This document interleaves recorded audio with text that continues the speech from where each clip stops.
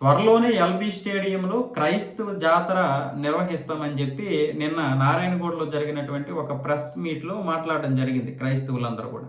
అయితే ఇక్కడ ఎస్సీ హోదా అంటే ఎవరికైతే ఎస్సీ హోదా కోల్పోతున్నారో క్రైస్తవులు, దళిత క్రైస్తవులు, వాళ్ళకి ఎస్సీ హోదా ఉండాలి, మళ్ళీ వాళ్ళకి ఎస్సీ హోదా కల్పించాలి. అలాగే గ్రామీణ ప్రాంతాల్లో ఉన్నటువంటి పాస్టర్లకి గౌరవ వేతనం ఇవ్వాలి, నామినేట్ పోస్టుల్లో క్రైస్తవులకే అధిక ప్రాధాన్యత ఇవ్వాలని చెప్పి వీళ్ళందరూ డిమాండ్ చేశారు. ముఖ్యంగా నిన్న Telangana United Christian and pastors association నూతన కార్యవర్గ కమిటీలో ఈ యొక్క నిర్ణయాలు తీసుకున్నారు.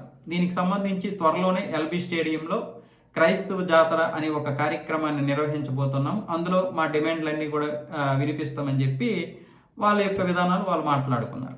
అయితే ఇక్కడ రాజ్యాంగం ప్రకారమే కదా దళితులు క్రైస్తవులుగా మారితే ఎస్సీ హోదాను కోల్పోతారని చెప్పి మన డాక్టర్ అంబేద్కర్ గారు స్వయంగా రాసినటువంటి రాజ్యాంగంలో ఉంది. ఇది చట్ట సవరణ కాదు, కాంగ్రెస్ వాళ్ళు లేకపోతే బీజేపీ వాళ్ళు తీసుకొచ్చినటువంటి చట్ట సవరణ అయితే కాదు. ఇది డాక్టర్ బిఆర్ అంబేద్కర్ గారు మిగతా రాజ్యాంగ నిర్మాతలు రాసినటువంటిది. మరి దీనికి సంబంధించి మళ్ళీ దీన్ని ఏ విధంగా మారుస్తారు? అయితే వీళ్ళు అంటున్నది ఏంటంటే దళితులు మాత్రమే క్రిస్టియన్లుగా మారితే ఎస్సీ హోదా కోల్పోతున్నారు, ఒక సిక్కులు మారినా లేకపోతే ఇంకొకరు మారినా లేకపోతే ఇంకొకరు మారినా ఎవరు మారినా కూడా వాళ్ళ యొక్క హోదాని కోల్పోవడం లేదు, దళితులకు మాత్రమే ఎందుకు ఇలాంటిది అంటే ఆనాడు అంబేద్కర్ గారు ఎందుకు ఇలా రాశారు అంటే దళితులు మాత్రమే ఎక్కువగా మతం మారుస్తున్నారు. ఎందుకంటే ఆయనకి తెలుసు ఆ రోజు కుల వివక్ష పేరుతో దళితులకి దేవుడిని దూరం చేశారు కాబట్టి, హిందువులు గుళ్ళకు కూడా రానివ్వడం లేదు కాబట్టి వీళ్ళను మాత్రమే ఈ యొక్క మత మార్పిట్లకు ఉపయోగిస్తున్నారని చెప్పి ఆయన ఆనాడు ఉన్నటువంటి పరిస్థితులకి కాలానికి అనుగుణంగా దళితులకి రాయడం జరిగింది. అలాగే ఇంకొక కొన్ని కారణాలు కూడా ఉండొచ్చు, కానీ ఆ మహానుభావుడికి తరువాత జరిగినటువంటి పరిణామాల గురించి తెలియదు కదా, ఇలా జరుగుతుందని ఆయన ఊహించడు కదా. పైగా 10 సంవత్సరాలు మాత్రమే రిజర్వేషన్ రాసినటువంటి ఆయన ఈరోజు ఇక్కడ ఉన్నటువంటి పరిస్థితుల్లో చూస్తే నిజంగా ఆయన ఇక్కడ అప్పుడు పుట్టడమే మంచిది అనుకుంటారు. ఎందుకంటే ఏం జరిగింది 10 సంవత్సరాల్లో ఏం జరిగింది పక్కన పెడితే ఈ 80 సంవత్సరాల కాలంలో వారి జీవితాలు ఏమయ్యాయి? మారాయా? మారకపోగా ఇప్పుడు వాళ్ళ రిజర్వేషన్ పేరుతోటే అలాగే ఉండిపోతా ఉన్నారు. ఇప్పుడు ఆ రిజర్వేషన్ తీసేసి మీకు ఏదైనా కులం తీసేస్తాం, రిజర్వేషన్ ఉండదు, అసలు కులమే లేకుండా చేద్దామంటే ఇక్కడ ఒప్పుకోనటువంటి వారు చాలా మంది ఉన్నారు. అంటే ఇప్పుడు ప్రభుత్వాలు ఓటు బ్యాంక్ రాజకీయాలు చేయడానికి కారణం ఇదే. ఒకవైపు ప్రభుత్వాలు ఓటు బ్యాంక్ రాజకీయాలు చేసి చేసి చేసి చివరికి ప్రజల్ని ఆ రిజర్వేషన్లోను ఆ పథకాల్లోను ఆ ఉచిత పథకాలకి ఇప్పుడు అలవాటు చేశారు.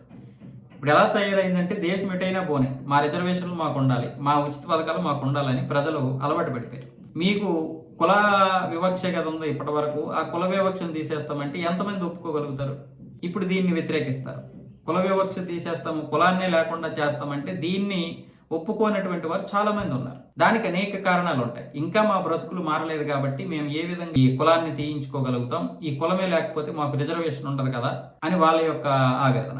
కొంతమంది ఐఏఎస్లు అయినా కూడా ఇంకా రిజర్వేషన్ పొందుతున్నారు. మరి అదే విధంగా చూడాలో అర్థం కావడం లేదు. అంటే ఈ రిజర్వేషన్ ఉపయోగించుకొని ఐఏఎస్లు ఐపీఎస్లు అయినటువంటి దళితుల్లో కూడా ఇంకా రిజర్వేషన్ ఉందంటే మన బ్రతుకులు ఏ విధంగా మారినట్లు, మనం ఆ రిజర్వేషన్ ఏ విధంగా దుర్వినియోగం చేస్తున్నట్లు, అసలైనటువంటి దళితులకి ఈ యొక్క రిజర్వేషన్ అనేది అందడం లేదు. కాబట్టి అంబేద్కర్ గారు రాసినటువంటి రాజ్యాంగం ప్రకారమే మతం మారినటువంటి వారికి ఎస్సీ హోదా కోల్పోతారు. అప్పుడు నిజమైనటువంటి హిందువులు ఎవరైతే ఉంటారో దళిత హిందువులు వాళ్ళకి ఈ యొక్క రిజర్వేషన్ ఫలాలు అనేవి చాలా చక్కగా చాలా మంచిగా అందుతాయి. కాబట్టి ఇప్పుడు వీళ్ళు ఏదైనా చేసుకొని, కానీ ఇది ఎంతవరకు కరెక్ట్, దీని గురించి ఖచ్చితంగా మనందరము కూడా ప్రశ్నించాలి, మాట్లాడాలి.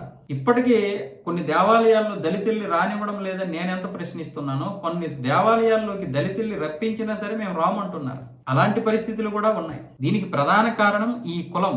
ఈ కులాన్ని పూర్తిగా తీసేసి రిజర్వేషన్లు అనేది లేకుండా చేస్తే అందరికీ ఆమోదయోగ్యంగానే ఉంటుంది. అయితే అది అంత ఈజీ కాదు, నేను ఇక్కడ కూర్చొని చెప్పినంత ఈజీ ఏది కాదు. కానీ దీని గురించి మనం ఆలోచించి ఈనాడు ఒక నిర్ణయం తీసుకోగలిగితే ఓటు బ్యాంక్ రాజకీయాల నుంచి మనం బయటపడి పార్టీలన్నీ కూడా అఖిలపక్ష మీటింగ్లు ఏర్పాటు చేసుకొని అఖిలపక్ష సమావేశాల్లో మాట్లాడుకొని కులం గురించి పూర్తిగా మనం తీయగలిగితే, అన్ని పార్టీలు ఓటు బ్యాంక్ రాజకీయాలు చేయగలిగితే ఒక 20-30 ఏళ్ళ నాటికి ఈ కులం అనే పూర్తిగా మన మనసు నుంచి పోతుంది. ఇప్పుడు జరిగితే, కానీ ఇదే రాజకీయాలు శాసిస్తున్నాయి కాబట్టి ఈ కులాన్ని తీయడము అది ఎవరి వల్ల సాధ్యం కాదు.